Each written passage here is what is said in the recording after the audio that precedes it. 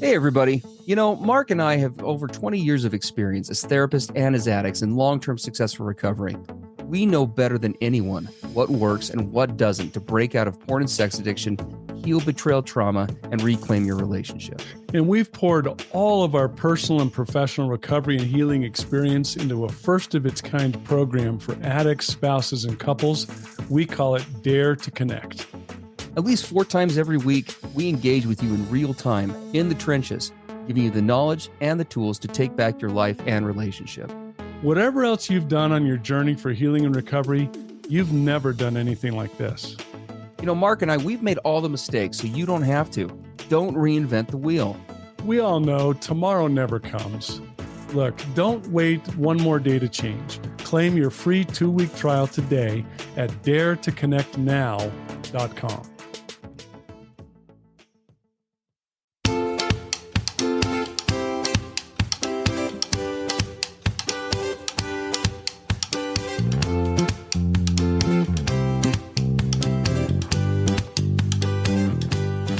Hey everybody, I'm Steve Moore. And I'm Mark Castleman.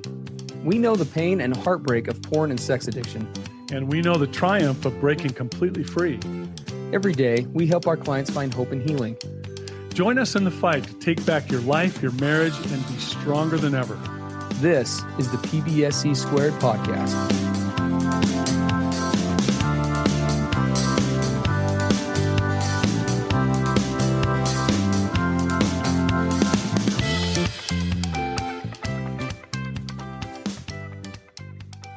Hello, everybody. Welcome to the PBSE podcast. Steve Moore and Mark Castleman coming at you from the early part of the year in 2024. Hope that you're all doing well and that you enjoyed the holidays. We are here for episode number 210, and it's really good to be with you as we jump into a really cool submission from the partner of an addict. She brings up a topic that we talk about often, and it's a fairly brief submission, so we're going to go ahead and read that and then just dive right in. And again, it's a good one because we talk about this fairly frequently, but usually it's kind of in transition or briefly in conjunction with something else. So it's going to be a good podcast. And this is what she says. I have heard there is a correlation between ADHD, or attention deficit hyperactivity disorder, for those who may not have heard of that, and addiction. Have you noticed this in your practice? And what is your advice to both addict and partner on how to cope and battle through both issues collaboratively? I looked into the symptoms of ADHD, and some of my other long-term frustrations with my partner could fit that, but others that don't. It's hard to know what could be attributed to the addiction, and then she has in parentheses emotional immaturity and selfishness, versus what could be ADHD related.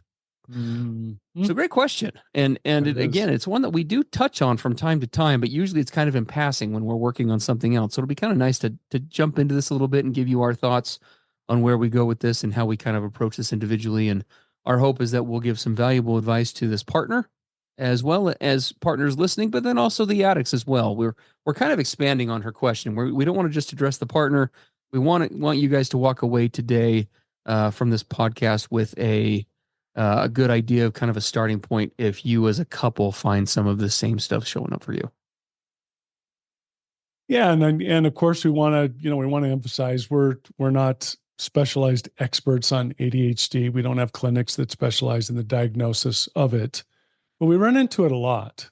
Yes, in the work that we do. I remember back, as you do, Steve, when you and I were both involved in different places, but in substance abuse rehab, where we were involved with helping with people who have alcohol and drug disorders.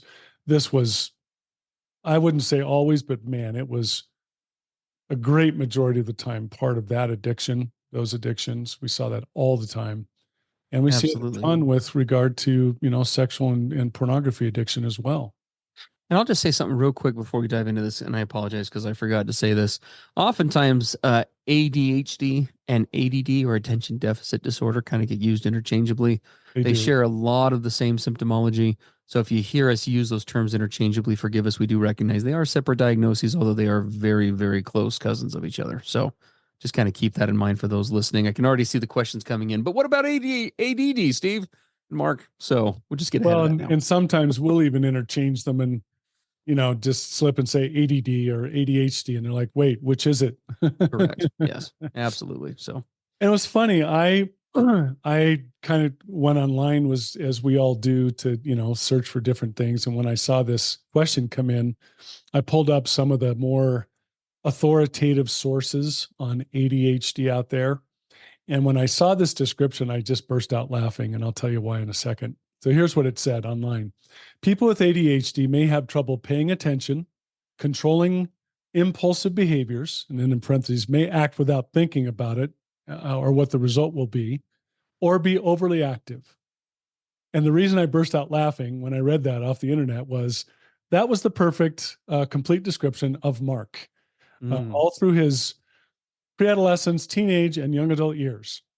You could have that sentence on the internet that says Mark Castleman next to it.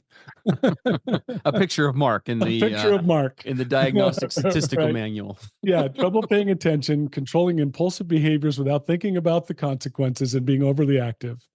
There it is. That was my childhood, teenage, and young adult years.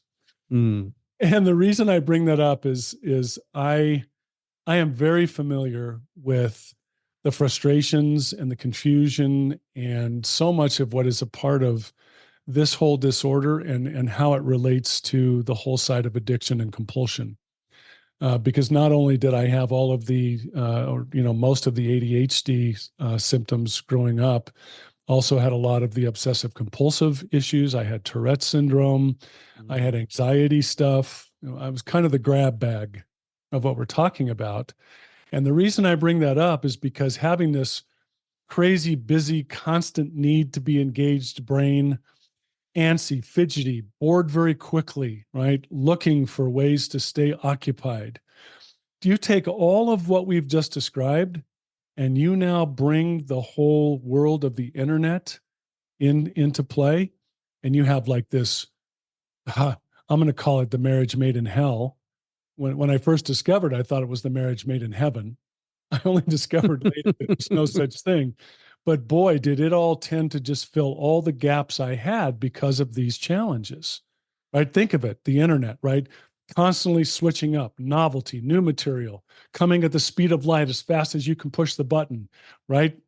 Just spinning in front of your face. It was like the perfect matchup for all of these aspects of my brain. And so I got pulled in and just hooked instantly. Now, here's the great challenge with that. What I didn't know at the time was getting involved with all of this pornography, sexual addiction, internet outlets, gaming. Gaming was a part of that. Social media was a part of that. That seemed to really help me with all these ADHD symptomology. I didn't realize it was like pouring gasoline on an already overactive, impulsive brain. I mean, it's like it's like my brain had rocket fuel added to it. And before I knew what that was all about, I was deeply entrenched. And those aspects of my brain were worse than ever. So I could so relate to the question being asked here. Well, I appreciate you saying that. It's interesting because one of the ways in which this comes up sometimes in our podcasts, or oftentimes it comes up in more in-depth recovery-based discussions that we have with our D2C subscribers and Dare to Connect, our program for addicts, spouses, and couples, is, I would, if I had to, I oftentimes will say somebody, and to my knowledge, somebody has not yet done this, at least I haven't seen the literature, but there really needs to be a study done between various types of addictive behavior and compulsive behaviors, and the relationship between ADD and ADHD symptomology. Because I would conservatively say that if it weren't for a primary diagnosis of compulsion of some sort, when a guy comes into my office, when I'm doing formal diagnosis for insurance clients and that kind of thing as a therapist, conservatively speaking, the guys I work with, 7 out of 10 would exhibit enough ADD and or ADHD like symptoms to meet a diagnosis for one of those. I would agree. When you go through the DSM and you actually, kind of list the different qualities, they qualify.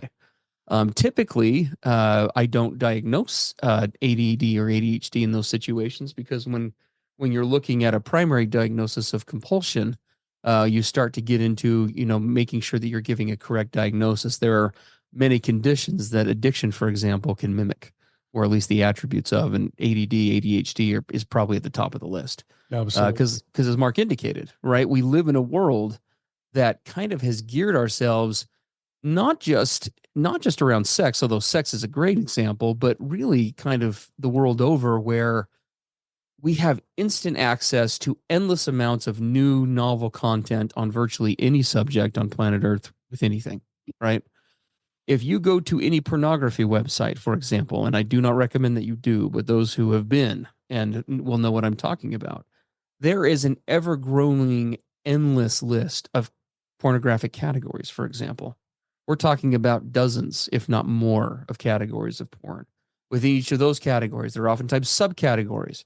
And it extends beyond just the pornography world, right? You look at dating apps, for example. I was talking to one of my single clients the other day, one of my single female clients, and she was talking about how she was swiping left and right on profiles on a random dating app, right? Dating just as recently as 20, 30 years ago, if you went on a blind date, it was this big affair where you were paired up with somebody and you had phone calls or text back and forth and then you set something up and you met. You know what that looks like now? You download an app and you sit there on your couch and you just quote unquote swipe right or swipe left, right? Right. And Yeah. here's a new profile. Here's a new profile. I mean, right? So this idea of immediate access, no time delay, uh, everything at your fingertips, uh, which are all kind of attributes that feed into this lack of required attention or attention span. We live in a world that kind of is pushing us towards living in an ADD sort of mentality to a degree, if that makes sense. Not to be too dramatic about it, but I guess what I'm trying to say is we live in this world that very much fronts this symptomology, this list of symptomology. Well, And when and a big part of it, for example, that's also in that ADHD, list of symptoms is this impulsiveness side. And in yes, the old days, you might have an impulsive tendency, but it would typically take some pretty good planning effort going out of your way to act on that impulse. yes, Not so today. It's impulse, instant feeding of that impulse. yep, Right. That's a big change. So impulsivity has just gone off the charts in our culture. absolutely. The other day, or a couple weeks ago. So Brittany and I will own the fact, and I hate that I do this to a degree, but Brittany and I will own the fact we do like 90% of our Christmas shopping on Amazon. Just gonna own it. Mhm. We sit there on Black Friday in bed, and we knock out 90% of it in like 2 hours between Amazon and a couple of other sites. And we live in a world now where I know for a lot of our audience who are younger, especially, you may not remember this, but I'm in my 40s. Mark's older than me. We both come from an era where that's a fairly new concept. When you were buying something back in the day, like for example, from like a catalog, like when my mom would get something from like Land's End, that was like a big deal. It was like, make sure you get the right size, make sure you get the right color, you know? Do Oh you know yeah. how my wife buys clothes right now on the internet? Brittany would be okay with me saying this. She literally will find a sweater or something that she likes. She buys 6 sizes because all these sites offer free shipping. So she just buys every single size. She tries them on and then she sends the other ones back. And it doesn't cost her a dime. Yeah, look at that. The contemplation value is like 2% what it used to be just a couple of years ago. Yeah. Right? So you can see how just all these different facets of life, what we have gained in convenience, unfortunately, in some ways, has kind of set us up for this impulsivity trap, just as a population as a whole. Yeah. Okay. Now, And when you talk, oh, go ahead, Steve. I was going to no, say, you're good. As you look at all this, we could go on and on and on. Yes, we could. How all this is manifesting, but what do you do about it? Because the question that was sent into us is there a way to come at this as a couple collaboratively? Yes. To come to some solutions. And the really good news is that many of the aspects of approaching both of these have a lot of crossover. So things that I would use to approach my ADHD, my impulsive issues, my distraction, busyness stuff, and also what I would do to start to approach and recover and heal from my addiction, they have a lot of things in common. And so it is easy to do work in tandem in these two areas. And so that's really good news. So as we start to talk about, well, so how do you come at this? Let's talk first of all about the addict. Then we'll talk about the partner and then the couple. Yeah, let's do that. I like that. Yeah. So if we look at the addiction side of this, if I'm an addict and I'm in early or even mid to late recovery, right? And I'm trying to get a hold on this, step number one, just like when it comes to managing the addiction itself, is going to begin mapping out your symptomology. Hmm. Okay.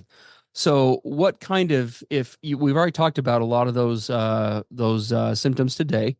We'd encourage you if you follow through with this podcast and what we talk about here today, just do a quick Google search on ADD or ADHD symptoms, okay? And then take that list and start to compare it to what a typical day-to-day looks like for you, right? As you go throughout your day, whether it's tied to your addiction behaviors or not, right? In what ways are you struggling with impulse control? When you struggle with impulse control, what are the things that frequently bring that up for you, right? A new thing, for example, that is huge with a lot of my clients that are, and YouTube is already a problem for obvious reasons for a guy struggling with pornography use. But one of the things that comes up with a lot of my guys are these new YouTube shorts. Mark, I don't know if you're familiar with this concept, but Oh yeah.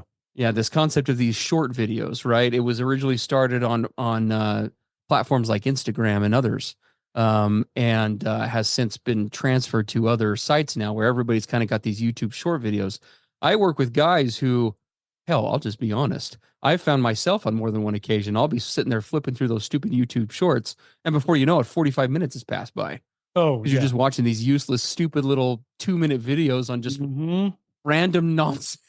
Yeah. Random nonsense. Yeah. Right. And so so sitting down and mapping out those symptoms. What does this look like for you? What environments typically does this show up in? Am I alone typically, or am I with people? If I am with people, then what do those symptoms usually look like? And what other symptoms accompany that? So I'll give you an example. When guys oftentimes that I work with and Mark work with, when they begin to go down the road of addiction or impulse control, they become very rigid and objective based in their thinking. And what I mean by that is they will become increasingly irritable if other stuff is disrupting what they're doing. A guy will, if he's, 20 minutes into his YouTube shorts, he might start, and one of his kids comes up and says, Dad, can I answer a question? Right? The dad gets snappy with the kid, or he Yes. starts Yes. feeling angry or resentful, right? Those kinds of things are all red flags that can help us to understand when we are getting into this highly objectified, highly escapist, new novel, exact opposite with being present mentality. Yeah. Yeah. Right. One of the ways it showed up for me in my relationship, for example, I would go with my wife somewhere in public, and I literally had an inability to keep my attention on her. My eyes and my head were going everywhere, right? Squirrel, squirrel, squirrel. Mm. And when I started to work on it, it was a hellish experience to try to rein myself in to where I could be fully present and actually focus on one person at a time. I thought I would never be able to do it. I'd spent so many years on the other side of that. Right? That was another symptom Yeah. always for me: inability to be fully present in public space. Absolutely. So you're going to want to sit down and map out those symptoms, okay? And just like with addiction, the reasons behind that are myriad, but the biggest one probably is the more acquainted you are with those symptoms, the better you're going to be at getting ahead of them, okay? Before they become problematic, Yeah, and I before they love lead that. to relapses, Hmm. before they distract you from commitments that you're making in your marriage, right? In Dare to Connect, in our addict spouse couples program, we had a really cool discussion about 3 weeks ago, I think it was, Mark, on the importance of taking out the trash. It was an addict session. And almost the whole session was almost a full hour on the importance of taking out the trash. Now, a lot of you listening to this might be like, whoa, people are paying to be in a program to take it, talking about taking out the trash. And the answer is that day, the answer was yes, absolutely. And the reason why is because even though we addicts oftentimes don't make links between follow through on completely non addiction related issues, for the traumatized spouse and the traumatized brain, it is evidence based and watching and vigilant for that kind of evidence. What things does he follow through on? When he makes little commitments, even if it's completely unrelated to sobriety or addiction or anything, does he do them? Hmm. Right? How many guys out there listening have you promised you'd take out the trash or get that thing in the mail or whatever, and then you don't do it, and your wife follows up a day later and you're like, oh crap, I'm sorry, I'll do it, or whatever the case may be. Right? Believe it or not, guys, you are making huge, massive trust deposits or trust withdrawals into your relationship account, and specifically into your own recovery if you're dealing with an addiction recovery dynamic. Okay. Yeah, because if you want to, there's lots and lots of research. Back in the early days when I was doing neuroscience research, I was up at one of the universities with the guy who was kind of one of the nation's top, addiction impulse control experts. And when I was asking him, he said, "Yeah, we look at the brain scans of guys who have been in addiction or compulsion for years, and you can see the impulse control center has become handicapped. It's not operating at its normal capacities." And I said, "That's pretty disturbing." Of course, me having a lot of that so-called damage to my impulse control center, the first thing I wanted to know is, can it be reversed? Can it be healed? And he said very quickly, absolutely yes. Of course, you guessed my next question, how? And I thought what he was going to say was, well, Mark, you got to be willing to do stuff that's a lot of hard work and takes a lot of time, and you just put your head down and grind it out. And he said, nope, that's exactly the opposite of what is needed. And he said, if you want to restore the impulse control center, he said, you do lots of little activities that don't take a lot of time and aren't that hard, but you do them consistently, day in and day out. Routine, routine, routine, structure, structure, structure. He said, that is what heals the impulse control center of the brain. And that was a huge insight for me. And I have seen that work. And like you say, taking out the trash, making your bed every morning, right? At the same time. This is the kind of thing that starts to get us into the place where we become healthy through addiction and through the ADHD stuff as well. Absolutely. Yeah, if we were to kind of sum it up, because we're going to move on to other topics here with our time limit today, but when it comes to the starting point for an addict and working on this stuff, right? Understanding your symptomology is the beginning, like we talked about, and then building off what Mark just said. There are three things that, for example, in my clinic, I bring up with guys.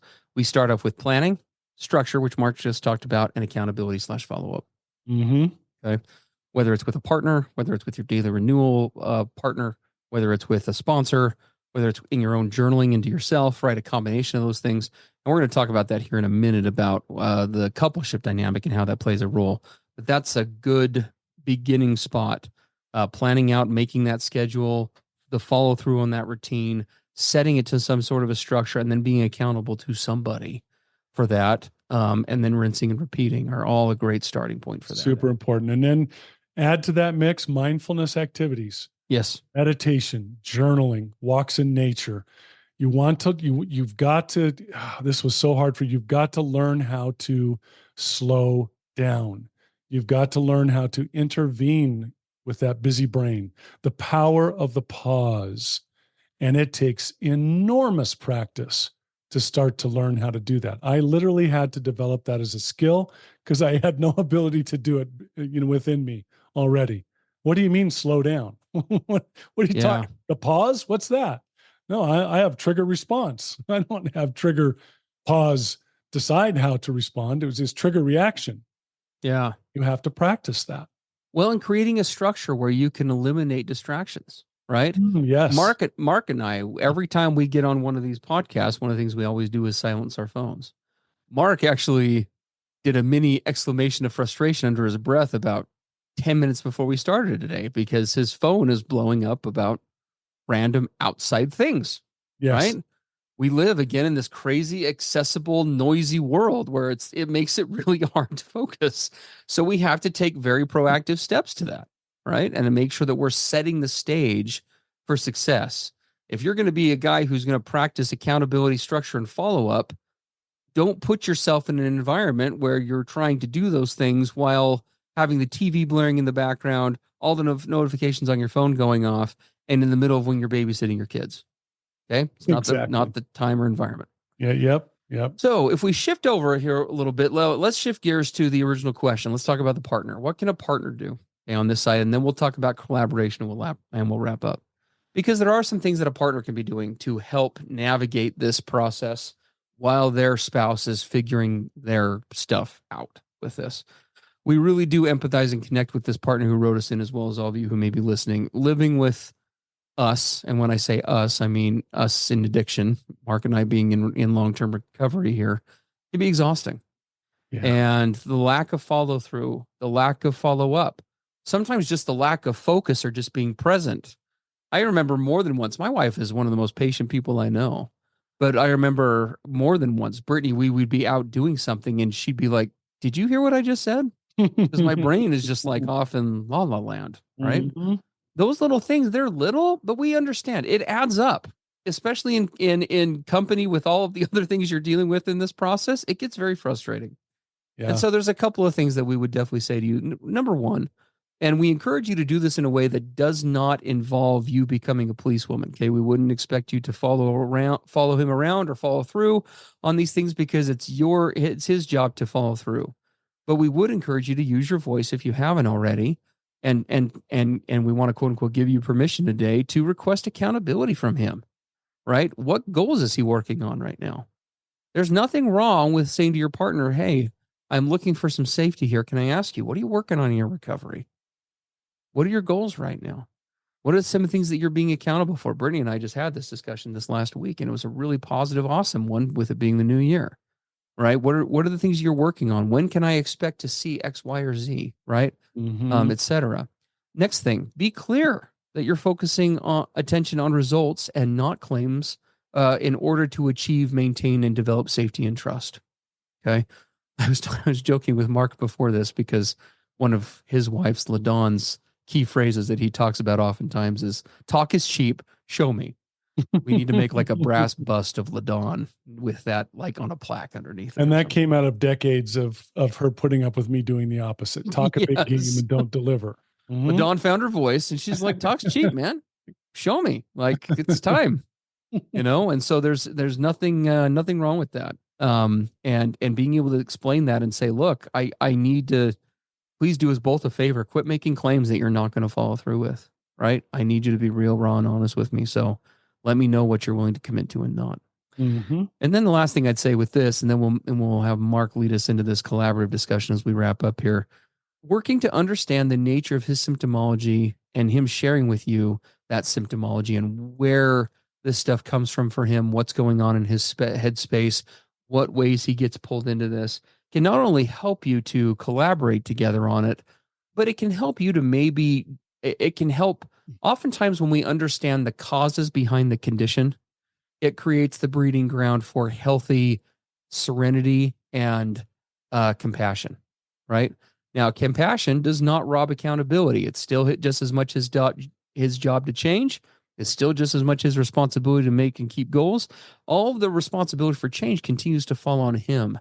But you understanding where it comes from and why, for many of the spouses that we work with, that helps them to be able to, one, develop some compassion for him while keeping accountability high, and just as importantly, depersonalize some of this, because we know that a lot of spouses get really frustrated and think, "I'm just not important to him. I'm just not this. I'm not, he doesn't care. He doesn't." And is that the case in some cases? Sure. Does he need to show up better? Of course. But oftentimes it has a lot less to do with the spouse than they realize. And understanding that can help, again, the traumatic blow of where that comes from. Hopefully that makes Yeah. sense. Yeah, I love that. And then we come to the part that was asked in this question that came in. How do we collaboratively approach this? We've talked about individually. Let's look at what we do as a coupleship and a team. My wife and I have worked on this a lot. So she's become really good, for example, at setting healthy boundaries and around what? Collaboration versus rescuing. She used to jump in and rescue me all the time. Now she's learned how to collaborate with me, cooperate with me without coming in and doing it for me. What does that look like? We have a little thing that's called say what you see. Now, this is critical. There's some important words here. I have given her permission, and I cannot stress that enough. I have given her permission that when she sees these symptoms in me, that she can call them to my attention. Hey, Mark, I noticed that you're not really making eye contact with me, and your eyes are darting all over the place. Where are you? My responsibility in giving her permission is I then, here's another important word, receive that from her someone who loves me and that I love. We're friends, we're partners. I want to know from my partner, what do you see that I can't see? What do you notice that my brain doesn't have the capacity to notice? I would really love your help on that. So let's collaborate, not so you can rescue me, but so that you can bring it to my attention. And then I can receive it and then decide to act on that noticing. Now, here's the side of the partner that says what she sees. Can she do that without getting into the nagging place where she now suddenly becomes responsible for him in public places or whatever other situation? And can he receive her noticing without him going defensive? This is why the giving permission and receiving is so important. And so just those are some approaches that have worked, for us.